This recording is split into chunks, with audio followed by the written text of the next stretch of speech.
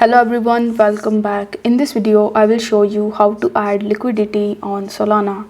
In order to do this, you first have to launch your Trust Wallet mobile application and then you just have to log in into your account. Now once you're successfully logged in, you need to tap on the browser tab in the bottom right hand corner of the screen, and after that in the search bar, you simply need to type radium.io. This will land you on the official website of Radium, where you will have to tap on the launch app option and then you will be landed on this swap page. Now over here, the first thing that you need to do is to simply connect your Trust Wallet with Radium. For that, you are going to see Connect Wallet option, but if you are not able to see Connect Wallet option over here, it simply means that you have connected your Trust Wallet with it. In order to confirm it, you will have to tap on the Wallet tab in the top right hand corner and it will show you that your wallet is now connected.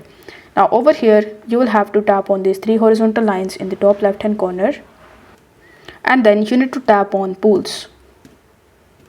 Once done, on this page you are going to see bunch of different pool pairs, so you just have to select the one that you want and after that you just have to tap on the import button.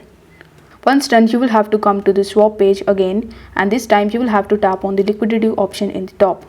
Here you are going to see your pair that you have selected. As you can see over here that I have selected Solana and Tray. So in order to add liquidity on Solana, you need to make sure that you have both the pairs that you have selected. As I have selected Solana and Tray, it simply means that I need to have Solana as well as Ray in order to add liquidity pool. So once you have it, you just have to enter the amount of Solana and the Ray token will come automatically. Afterwards, you will have to check the box of confirm and then you need to tap on the add liquidity option. On the next page, you just have to confirm your transaction and this way you will be able to easily add liquidity on Solana.